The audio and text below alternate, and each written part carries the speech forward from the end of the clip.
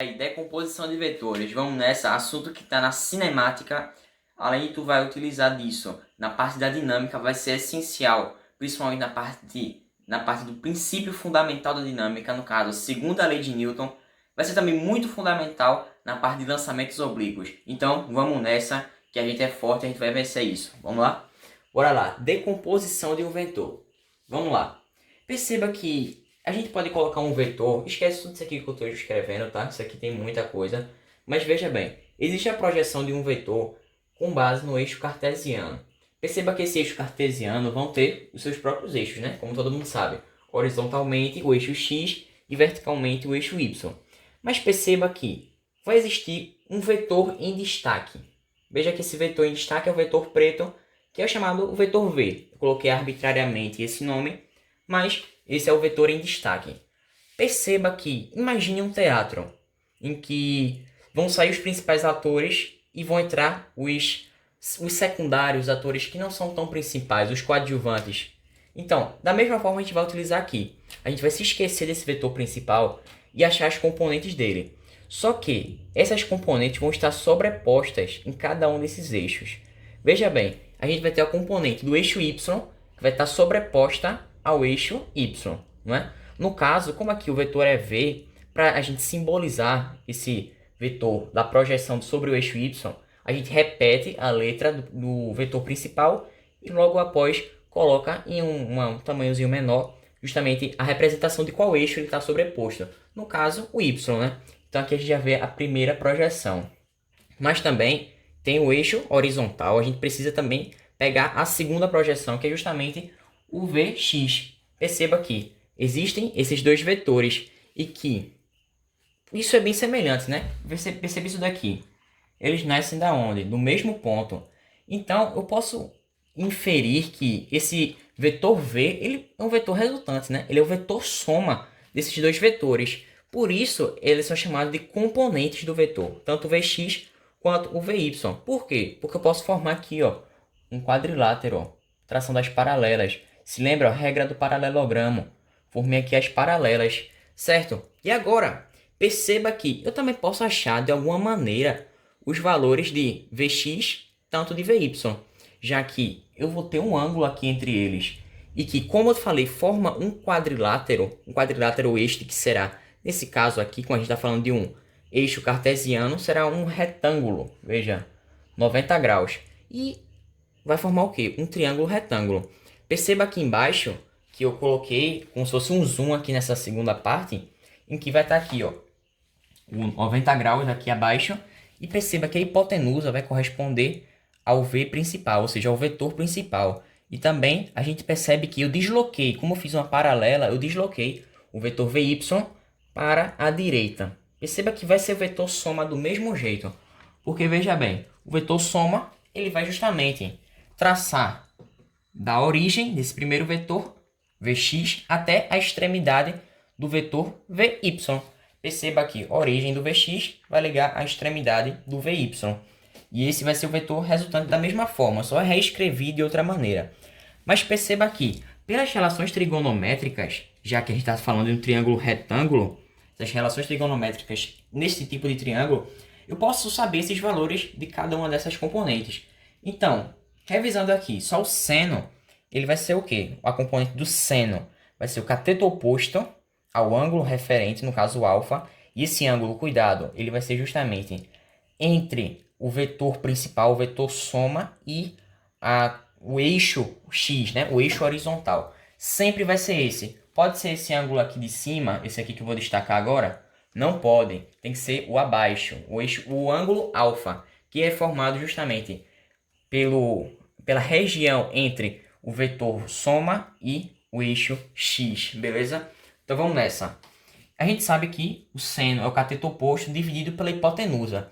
Então, bora aplicar essa mesma relação aqui. Perceba que o cateto oposto ao alfa é quem? O Vy. Foi difícil de falar, mas é o vetor Vy. E o cateto que representa a hipotenusa está aqui, ó, como o vetor principal, o vetor V. Então, perceba aqui nessa representação, ó, seno de alfa vai ser Vy dividido por V. Logo, eu posso fazer aqui também, ó, meio pelos extremos. Porque eu quero saber o valor de quem? De VY, né? Não quero saber do valor de seno nem o de alfa. Isso é nem o de V, desculpa. A questão vai falar esses valores.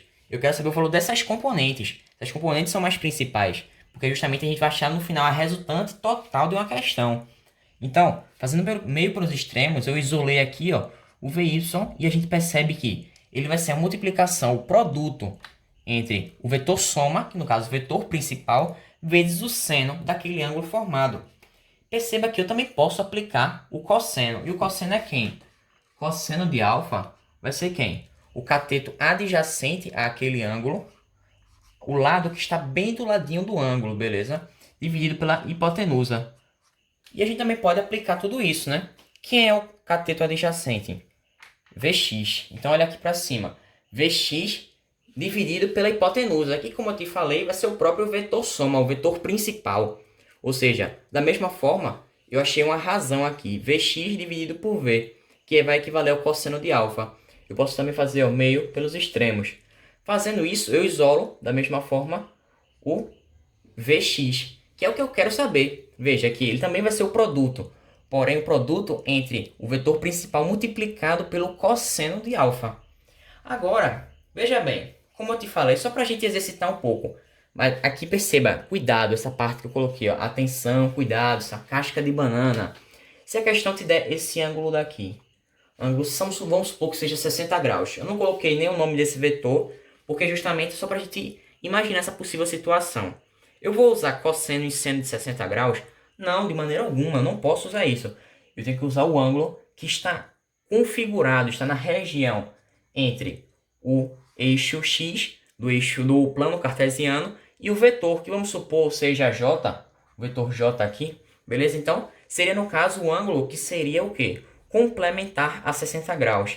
E por que eu sei que é complementar? Porque, ó, o eixo x com o eixo y, eles vão formar 90 graus entre si. E se eu já tenho 60 graus, o que me resta é quanto? 30 graus. Ou seja, eu vou usar seno ou cosseno de 30 graus, já que esse é o ângulo que eu desejo. Então, eu espero que você tenha entendido essa parte. Vamos com calma, que a gente vai fazer uns exercícios para você entender bem melhor esse conteúdo. E aí, bora mais uma vez fazer aqui exercícios. Vamos nessa, essa é a melhor parte, a parte mais deliciosa. Então vamos nessa, com calma, por partes. Bora analisar os ângulos, beleza? Tudo com cuidado.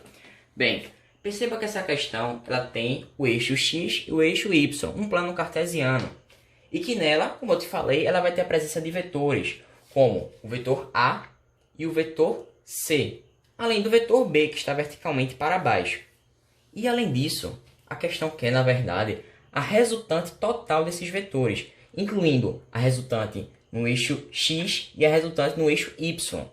Perceba que cada um desses vetores eles têm seus valores respectivos, né? Eles têm seus módulos e a gente precisa saber disso.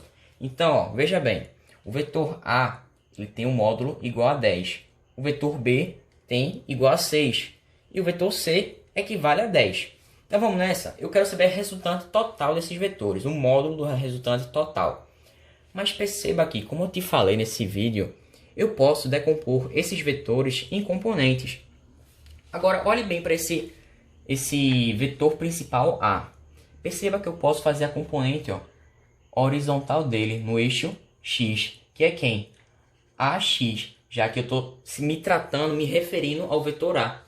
E eu também posso fazer verticalmente para cima a componente AY desse vetor.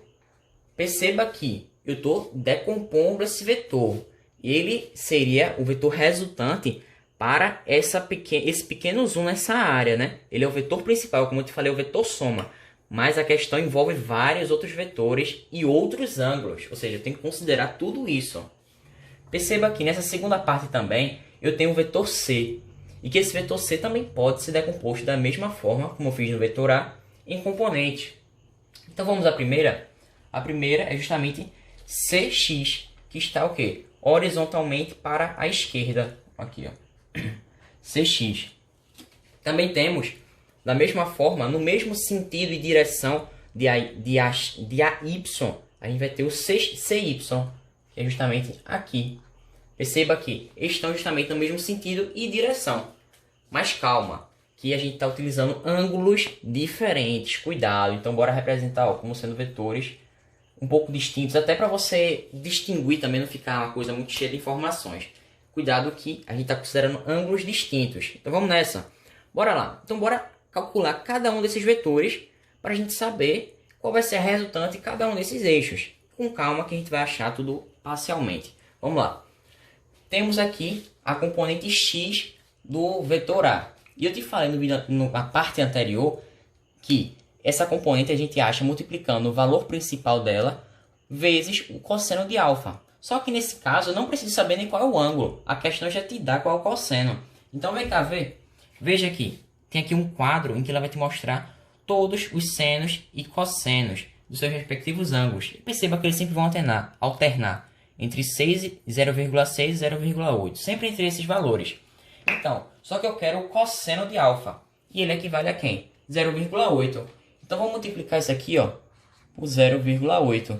Ou seja, AX vai ser igual a quanto? AX vai ser 8. Pronto, achamos o valor da primeira componente do vetor A. Vamos para a segunda, aqui a componente vertical dele. Então vamos nessa, né? Vamos multiplicar primeiro o valor de A vezes o seno dele. E que o seno vai ser quanto? 0,6, né? Perceba aqui o primeiro caso. Então vamos lá, multiplicar por 0,6. E aqui a gente só vai andar com a vírgula para a direita. Ou seja, esse 0 vem para cá. Beleza? Então, o vetor AY vai ser equivalente a 6. Pronto, ótimo, acabou-se essa parte do vetor A. Vamos para o vetor C? Pronto, o vetor C ele vai ter o mesmo módulo de A. Então a gente já pode colocar como seno 10 aqui. Agora, qual é o cosseno de beta? O cosseno de beta vai ser quanto? 0,6. Perceba que a gente multiplicou por cossenos diferentes, porque são ângulos diferentes, né? Então vamos multiplicar aqui por 0,6. Isso daqui, fazendo o mesmo processo anterior, Cx vai ser igual a 6. Beleza? Então vamos lá, falta quem? O CY. Vamos nessa, força. CY, que tem o valor 10, que é a componente principal, que vai ser multiplicada pelo seno de beta, que é quanto? 0,8.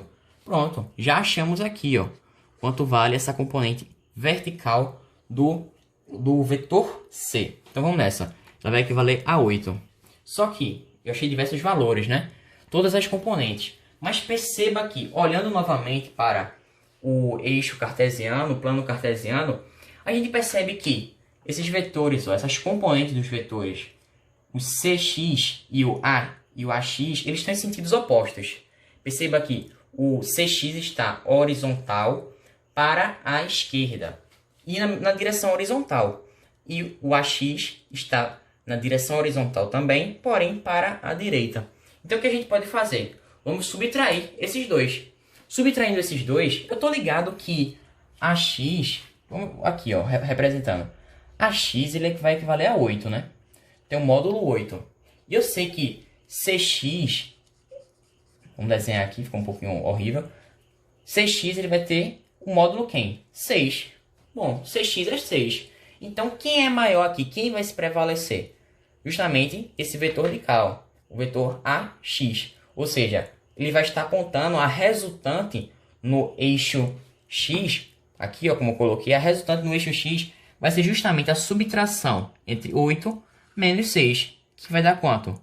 2. Ou seja, achamos 2. Quem prevaleceu foi a componente. A gente achou aqui justamente a resultante no eixo horizontal, no eixo X, e que a gente achou que ela vai ser 2, o valor 2. E eu o que? Simplifiquei todo aquele buruçu, aquele gráfico grande, e que agora fica uma coisa bem mais simples, né? E o que nos falta agora é justamente a resultante no eixo Y, no eixo vertical. Ou seja, a gente tem aqui a presença tanto do AY quanto do CY.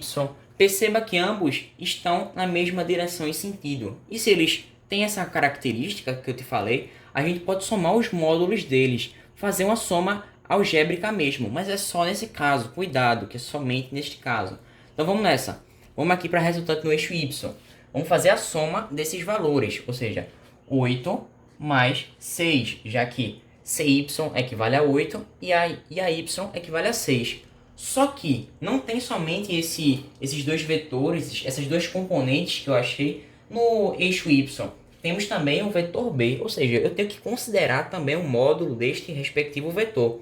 Ou seja, se eles estão em sentidos contrários e na mesma direção, eu vou subtrair, né? Já que o cosseno entre eles aqui, ó, será 180. E cosseno de 180 é menos 1. E simplificando tudo, em outras palavras, eu vou subtrair o valor que eu acabei de achar aqui, ó, entre 8 mais 6, colocando entre parênteses, né, para organizar, menos, colocaremos menos o valor de B, que é quanto? O valor do vetor B vai ser 6. Então vamos lá, vamos achar essa resultante no eixo Y. Vamos lá, 8 mais 6 vai dar quanto? 14. 14 menos 6 vai dar o próprio 8. Ou seja, achamos a resultante no eixo Y. E ela vai ficar como? Vertical para cima. Porque quem é a parte maior? A parte maior ficou entre a soma, né? Entre o vetor AY e AX. E CX, meu Deus do céu. AY e CX. Ou seja, essa parte prevaleceu, já que o módulo da soma deles é bem maior do que o módulo do vetor B. Então vamos nessa. Vamos representar tudo novamente. Então, simplificando de novo, ó, verticalmente para cima a gente vai ter o 8 e horizontal para a direita a gente vai ter o 2. Bem, achamos as resultantes em cada um dos eixos, né? Essa resultante no eixo X e essa resultante no eixo Y. Preciso de que agora? Somente a regra do paralelogramo. E com essa regra, tracemos as paralelas a cada um desses vetores. E agora, traçamos a paralela ao primeiro vetor e ao segundo. E faremos a ligação entre esse ponto aqui, que dá origem de ambos os vetores, até este vértice do paralelogramo, formando o vetor resultante, que ele vai coincidir com quem? Com a hipotenusa. Vai coincidir justamente com a hipotenusa. Por quê? Porque a gente está se tratando de um retângulo. Então, se coincide com a hipotenusa, teorema de Pitágoras. Vamos lá. Vamos chamar esse vetor aqui de H, que seria no caso a hipotenusa, né? Vamos chamar ele de H, vamos dar esse nome para ele. Beleza, vamos lá, né?